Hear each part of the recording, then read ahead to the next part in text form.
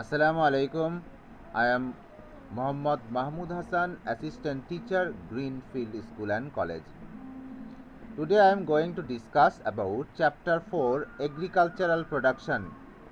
Agricultural production means the production of various field crops, horticultural crops, medicinal plants, and rearing of livestock and poultry, etc.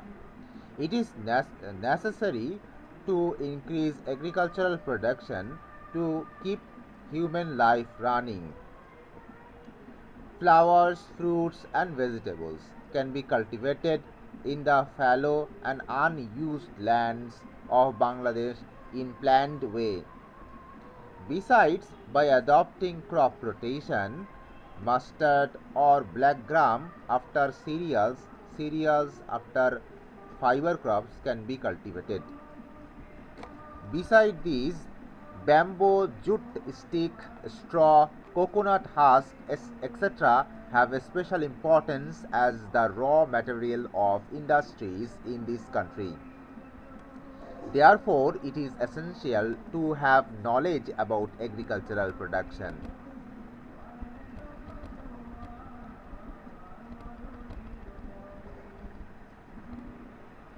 Now I am going to start section 1, technique of crop production. We have learned about the production technique of wheat in class 8. In this section, we shall learn about the varieties and production techniques of rice, jute, mustard, and black gram. Cultivation of rice. First of all, we have to select land. Among the cereals, the cultivation and production of rice is the highest in Bangladesh. Because in Bangladesh the staple food is rice, the yield of rice is not good in all types of lands. The yield of rice is not so good in medium lowland and lowland.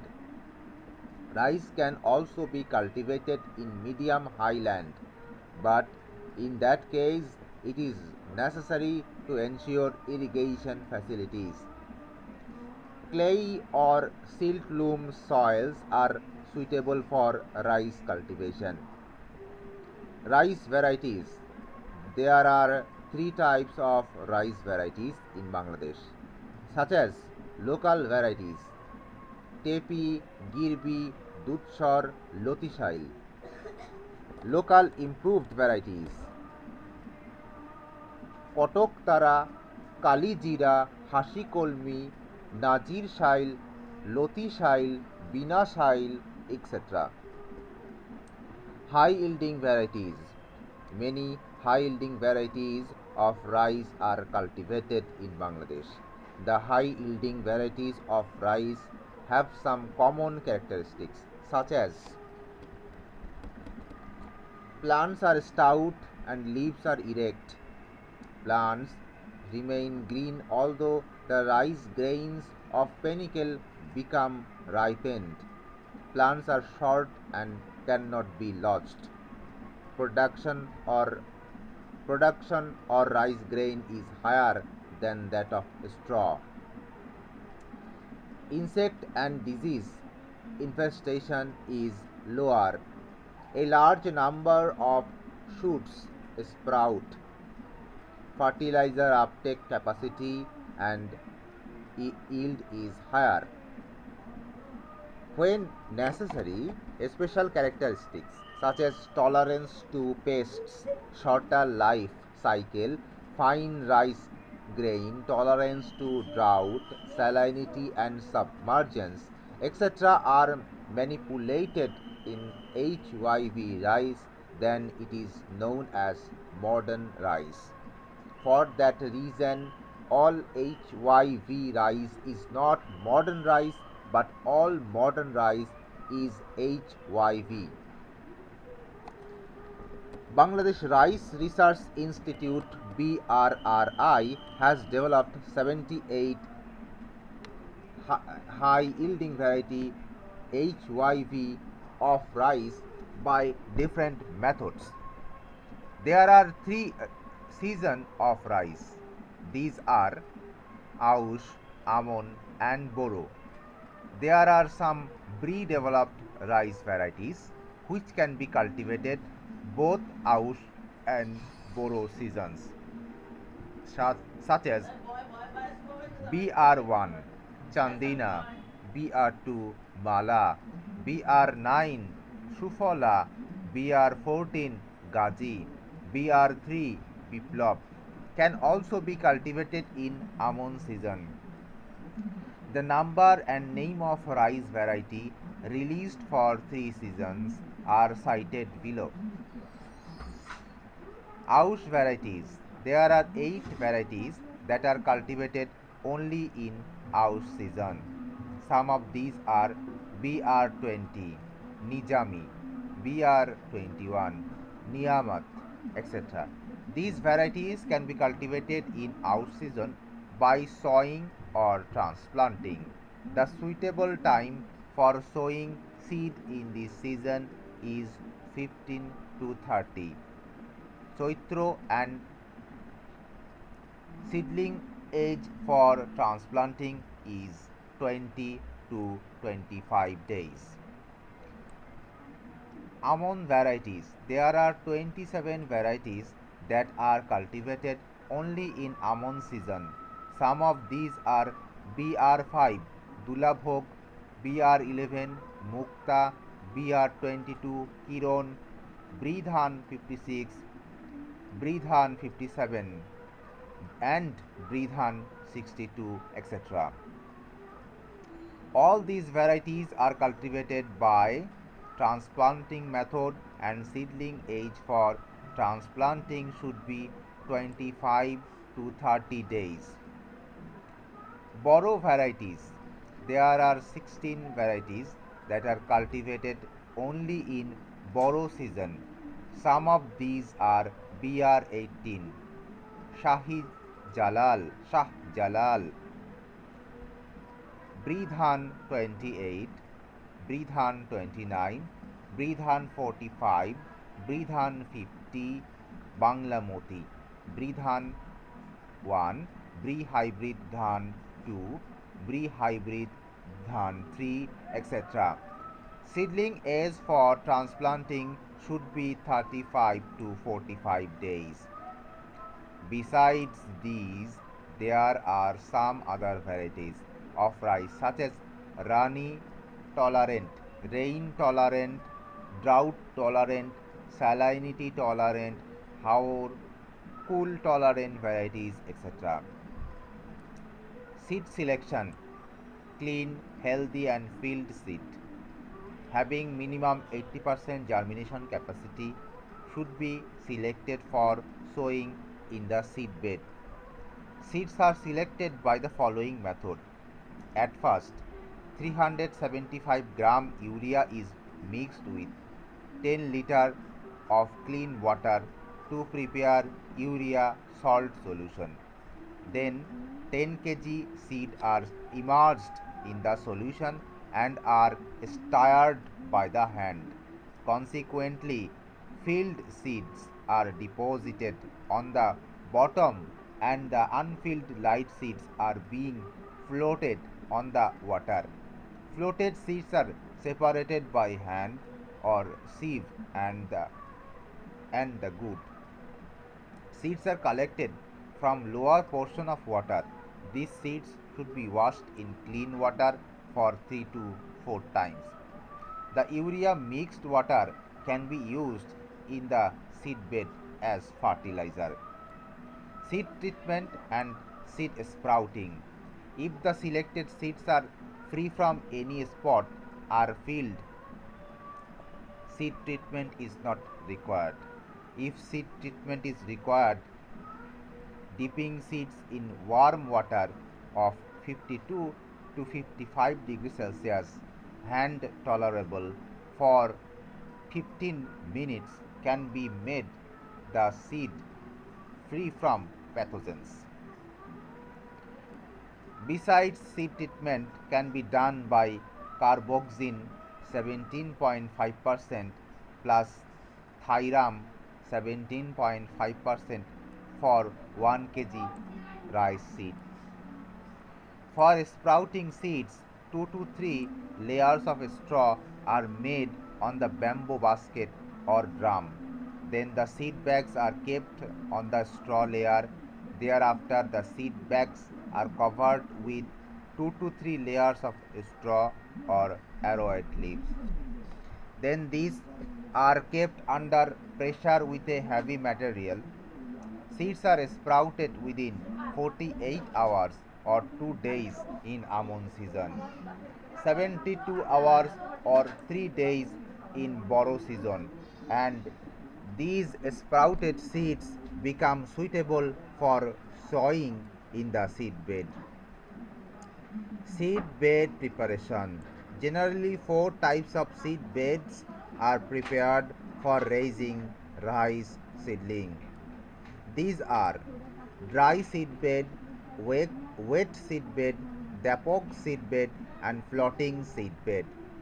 Dry seed bed is prepared in the highland having loamy soil, and wet seed bed is prepared in the lowland having clay soil.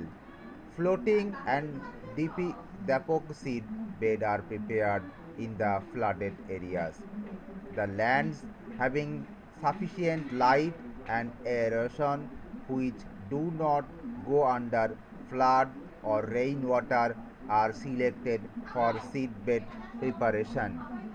About dry and seed beds are described here. Dry seed bed. The land selected for seed bed preparation should be fertile. The land should be made well pulverized and leveled by 4 to 5 plowings followed by harrowing. The soil must be proper moisture level. If necessary, irrigation water should be supplied. Before this, it is necessary to remove weeds from lands. Organic fertilizer should be applied if the land is unfertile. It is better not to apply chemical fertilizer in seedbed. Measurements of seedbed. 2 pieces of seedbed can be prepared in 1 decimal of land. Each seedbed size is 10 meter into 4 meter. Excluding drain, the size it is 9.5 meter into 1.5 meter. Surrounding the seed bed, it is necessary to keep 25 centimeter space, and between two pieces of bed it is necessary to keep 50 centimeter space for drain. Seed should be sprouted before sowing in the seed bed. Sprouting during duration of seed beds on the variety of rice. Example: 24 hours for oats, 48 hours for almond. For 1 decimal seed bed, 3 kg seeds should be sprouted in the accordance with the procedure mentioned above. Thereafter, the sprouted seed should be sown in the seed bed. The soil between two beds should be lifted and kept on the beds to take care of seedlings and drained out excess water. Thereafter, two beds adjacent to drain become high. Then 60 to 80 gram seeds per square meter of seedbed are broadcasted and covered with soil. The beds should be made level with the help of bamboo or float wooden stick. The drain created between two beds is essential for irrigation, drainage, and fertilizer pesticide application. Wet seed bed. In this case, the land should be irrigated and thereafter kept for 6 to 7 days after 2 to 3 plowings followed by harrowing. Consequently, weeds and stubbles of the land undergo decomposition and become organic fertilizer. Thereafter, the soil is made muddy by 2 to 3 plowing followed by harrowing. It is better to sow seeds by sprouting inside the homestead. The measurement of the weed seed bed is similar to dry seed bed. Cultural operation in seed bed. Immediately after sowing, protective measures must be taken against poultry, birds, livestock, etc. for 4 to 5 days.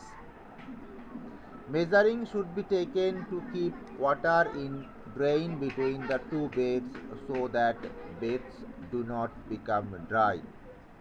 Thereafter, appropriate irrigation of water should be applied to the beds from the drains. The weeds, if grown in the seedbed, should be removed. Proper measures should be taken against the diseases and insects in accordance with the suggestions of the agricultural officer. If the seedlings in the seedbed become yellowish, 7 gram urea per square meter of seedbed should be applied. If seedling remains yellowish after urea application, one should consider that there is deficiency of sulfur in the seedbed soil. In that condition, 10 gram gypsum per square meter of seed bed should be applied by top dressing. The seedlings may be injured due to excessive cold. For that reason, the seedlings should be covered with polythene at night and should be open at day. This technique will increase the quality of seedlings. Uprooting of seedlings. It is better to wet the soil of the seedbed by irrigation. It makes the soil soften. Consequently, the uprooting of seedling becomes easier. Insecticides should be applied if the rice seedling become infested with insects. Care should be taken so that the base or stem of seedling would not be broken. The seedling should be tied into small bundles after uprooting. Seedling transportation and preservation. In case of direct transplanting, leaves and stem should not be rolled during transportation after uprooting seedling from the seedbed. Seedling should be arranged in rows in a basket or bamboo basket during transportation. Rice seedling should never be transported by a closed sack.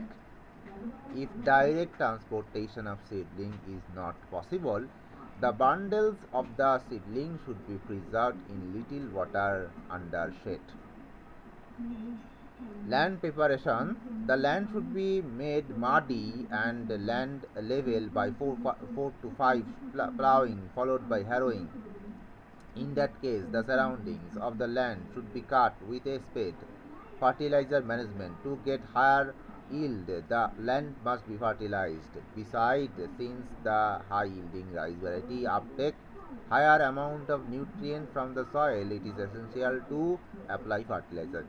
Cow dung or compost manure should be incorporated with the soil during land preparation. Except urea, all other chemical fertilizers such as TSP, MP, gypsum, zinc, etc. should be applied before final plowing and should be incorporated with soil during final land preparation. Urea fertilizer should be applied in 3 equal splits after transplanting of seedling. First installment should be applied after 15 to 20 days of transplanting. Second installment after 30 to 35 days of transplanting, that is after growing 4 to 5 tillers, and the last installment after 45 to 50 days of transplanting, that is 5 to 7 days before putting stage. The quality of organic fertilizer urea, TSP, MOP, gypsum and zinc per decimal is given below. Compost fertilizer quantity 20 kg. Quantity of urea 360 to 840 gram. Quantity of TSP 300 to 500 gram. Quantity of MOP 160 to 280 gram. Quantity of gypsum is 240 to 280 gram. Quantity of zinc should be 40 gram. Applying 20 kg decomposed cow dung or compost, higher yield may be achieved. General rules for fertilizer application. Higher zinc fertilizer should be applied in gangs, floodplain and irrigation project areas. All fertilizer should be applied in lower amount in our areas. Local varieties require half amount of fertilizers. 1/3 chemicals can be reduced if 4 to 5 tons per hectare of dry decomposed organic fertilizer or compost is applied. Organic fertilizer should be applied during first plowing. If the previous crop receives TSP, NP and gypsum at recommended doses, the existing crop requires half amount of recommended doses of these fertilizers. MOP fertilizer should be applied in 2 installments in sandy soil. If one crop receives zinc fertilizers or zinc sulfate, the succeeding 2 crops do not require these fertilizers. The land in which green manuring crop is cultivated, the succeeding crop requires only half amount of recommended urea fertilizer. Transplanting of seedling. It is better to transplant 25 to 45 days old seedling in the leveled and plain land depending on the variety and season. The seedling should be transplanted in row with the help of rope keeping light water in the land. The distance between rows should be 25 cm and between hills in rows should be 15 cm in each hill. 2 to 3 seedlings should be transplanted. If transplanting late, spacing should be lower and number of seedling per hill should be higher. Cultural operation. Irrigation should be applied by flood method if land is leveled.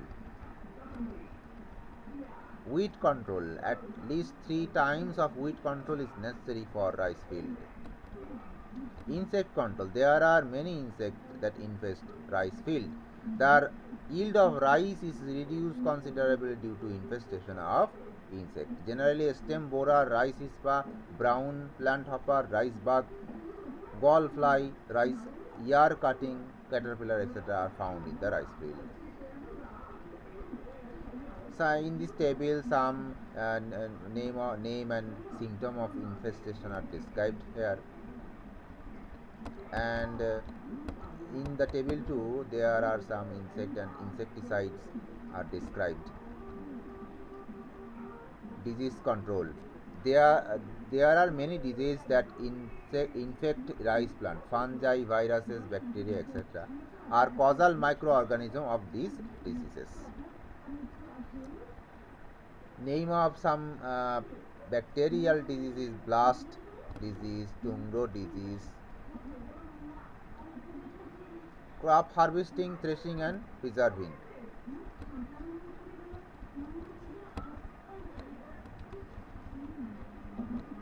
The crop will have to cut Whenever the rice grains become ripened in the panicle, if the crop is harvested at over maturity, many rice grains are shattered. The panicle breaks, may be infested by rice ear cutting caterpillar and birds. Rice is considered ripened when the brown rice of 80% rice grain at the upper part of the panicle become hard and transparent, and 20% of brown rice of the rice grain at the lower part of the panicle become partially hard and transparent. Yield. Yield of the per hectare yield of high yielding variety of rice is 5 to 6 tons, and per decimal of rice is 20 to 25 kg. Thanks for watching this video.